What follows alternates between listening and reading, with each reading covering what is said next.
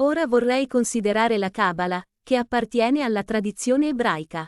Vi esorto a fare attenzione, in quanto il discorso sarà un po' lungo, comunque niente paura perché sottolineerò i concetti che ci interessano nell'ambito dei confronti che stiamo operando.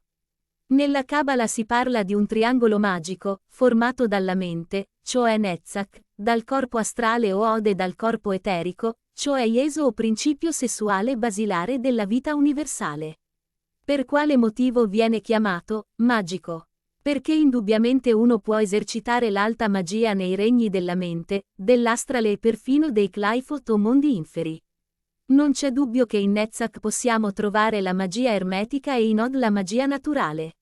La magia ermetica va identificata con Mercurio nella mente e in quanto alla magia naturale, cerimoniale o ritualista, possiamo trovarla nel mondo astrale, cioè nel corpo astrale. Dove si trova il centro di gravità del triangolo magico? Ovviamente nel sesso perché da lì viene la nascita, la morte e la rigenerazione. Tutto gira attraverso il sesso, il terzo triangolo, così viene chiamato, ha come centro di gravità il sesso, cioè Ieso, che è la forza del terzo logos, la potenza sessuale. In effetti viene chiamato terzo triangolo perché nell'intero albero della vita ci sono 3 centri di gravità basilari. Nel primo triangolo c'è Keder, il vecchio dei secoli, il primo logos, il centro di gravità. Nel secondo c'è Shokma, il Cristo cosmico, il secondo logos, che ha il suo centro di gravità nell'anima umana, Taiferet. Nel terzo triangolo Ieso diventa il centro di gravità dello Spirito Santo, il terzo logos, è per mezzo di questa forza sessuale che sorge la vita, che sorge il corpo fisico e tutti gli organismi che hanno vita. Malchath già è del mondo fisico, non potrebbe esistere senza la presenza del sesso, dato che siamo figli di un uomo e di una donna. Così Ieso è il fondamento del terzo logos, cioè il centro dove gravita la forza sessuale del terzo logos. Gli alberi dell'Eden sono 2, l'albero della scienza del bene e del male e l'albero della vita. L'albero della scienza del bene e del male è il sesso e quest'albero della conoscenza viene rappresentato dagli organi sessuali. L'albero della vita è l'essere e viene rappresentato nel nostro corpo fisico dalla colonna vertebrale. Ogni vera dottrina culturale deve studiare dettagliatamente questi 2 alberi, lo studio di uno solo dei 2 dà una conoscenza incompleta ed inutile. A che serve studiare l'essere se non conosciamo il sesso? Entrambi gli alberi sono dell'Eden ed hanno le radici in comune. Sono le 2 grandi colonne portanti della loggia bianca, sapienza e amore. La sapienza è l'albero della scienza del bene e del male e l'amore è l'albero della vita. Nell'antico Egitto si studiava a fondo la dottrina dei 2 alberi. L'ombra fatale dell'albero della vita è l'io. L'ombra dell'albero della conoscenza è la fornicazione, la gente prende l'ombra per la realtà. Chi riesce a farla finita con i processi dell'io realizza l'essere in se stesso, chi riesce a farla finita con la fornicazione si trasforma in un Cristo. E inoltre Jehovah Dio diede all'uomo quest'ordine, minore puoi mangiare i frutti di qualsiasi albero di questo giardino fino a saziarti. Ma in quanto all'albero della conoscenza del bene e del male non dovrai mangiare i suoi frutti perché il giorno in cui ne mangerai morirai. Maggiore, Genesi, paragrafi 16 e 17. E la donna vide che l'albero era buono da mangiare, che era piacevole agli occhi e che era desiderabile per ottenere la conoscenza, prese del frutto e ne mangiò e ne diede ancora a suo marito affinché ne mangiasse con lei. Ed egli ne mangiò, paragrafi 3 sesti. Poi venne Jehovah Dio e disse, minore ecco, l'uomo è diventato come uno di noi avendo la conoscenza del bene e del male. E ora, egli non allunghi la mano e prenda ancora del frutto dell'albero della vita, così che ne mangi e viva in eterno. Perciò espulse l'uomo e mise ad oriente dei cherubini con la spada fiammeggiante che di continuo volteggiavano a guardia del cammino dell'albero della vita, capitolo 3, paragrafi 22 e 24. Se l'uomo avesse potuto mangiare i frutti deliziosi dell'albero della vita avremmo ora degli dei fornicatori e ciò sarebbe stata la maledizione delle maledizioni.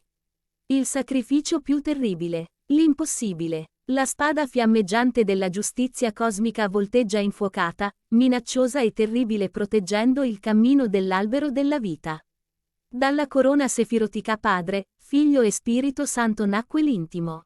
L'intimo è avvolto nei 6 veicoli inferiori che si compenetrano formando l'uomo. Tutte le facoltà e poteri dell'intimo sono i frutti dell'albero della vita. Quando l'uomo ritorna all'Eden, attraverso lo stesso cammino da cui se ne è andato, potrà mangiare i frutti dell'albero della vita. Allora potrà vedere gli dei faccia a faccia senza morire, il raggio gli servirà da scettro e le tempeste da tappeti per i suoi piedi.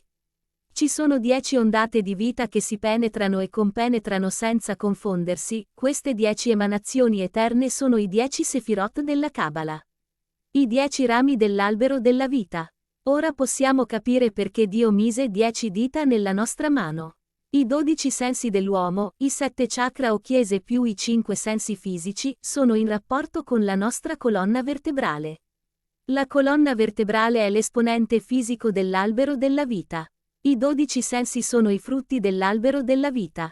I 10 Sefirot di vibrazione universale emanano dall'Ain Sof, che è la stella microcosmica che guida il nostro interiore, il reale essere del nostro essere.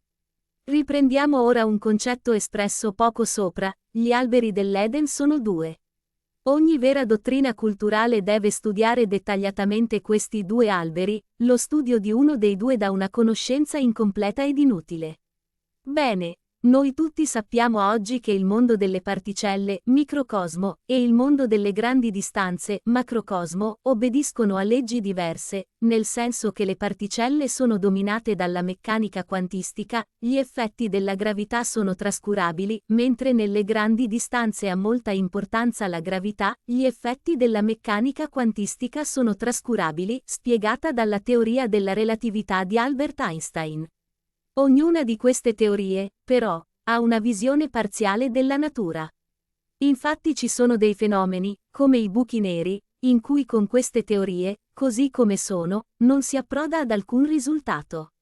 Per comprendere la natura bisogna fondere queste 2 teorie in un unico quadro concettuale e l'unico modo per farlo è quello di studiare a fondo entrambi gli aspetti.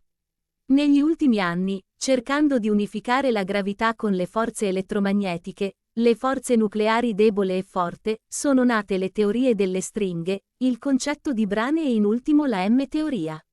Le stringhe sono segmenti di energia, simili a corde vibranti e monodimensionali. Una particella del modello standard è dovuta alla vibrazione di una stringa e le caratteristiche di vibrazione determinano le caratteristiche della particella. Le stringhe si estendono in una sola dimensione, sono monodimensionali e si spostano nel tempo, possono essere aperte come un laccio o chiuse con le estremità come un cappio. I loro modi di vibrazione corrispondono ad un numero intero di oscillazioni, su e giù, lungo tutta l'estensione stringa. Nel caso di stringhe aperte le oscillazioni vanno da un capo all'altro e invertono, poi, la direzione con un movimento avanti e indietro, mentre nel caso di stringhe chiuse l'oscillazione su e giù continua in circolo sempre nella stessa direzione. Le modalità di vibrazione determinano massa, carica e spin. Ci saranno, quindi, molte particelle imparentate con carica e spin, ma con massa diversa. In particolare variando la frequenza delle oscillazioni, dalla frequenza fondamentale alle armoniche superiori, si può passare dalle particelle leggere a quelle pesanti. Quando Raymond, Neve e Schwartz introdussero la versione supersimmetrica delle stringhe, le superstringhe, si notarono importanti novità. Si potevano trattare anche particelle con spin 1/2 come i fermioni. Lo spin 2 poteva giustificare il gravitone. Si potevano trattare particelle come i bosoni di Gauge. Si potevano trattare situazioni multidimensionali. L'ultimo punto è interessante. Come un oggetto puntiforme può muoversi in 4 dimensioni, 3 spaziali ed una temporale, le stringhe, che rispetto al punto hanno una dimensione in più, possono muoversi su molte più dimensioni. Ebbene è stato dimostrato che la teoria delle superstringhe ha senso su 10 dimensioni, 9 spaziali ed una temporale. In realtà esistono varie versioni di teoria che differiscono nel numero di dimensioni, ma sono soluzioni instabili. Il numero 10 invece porta ad una soluzione stabile.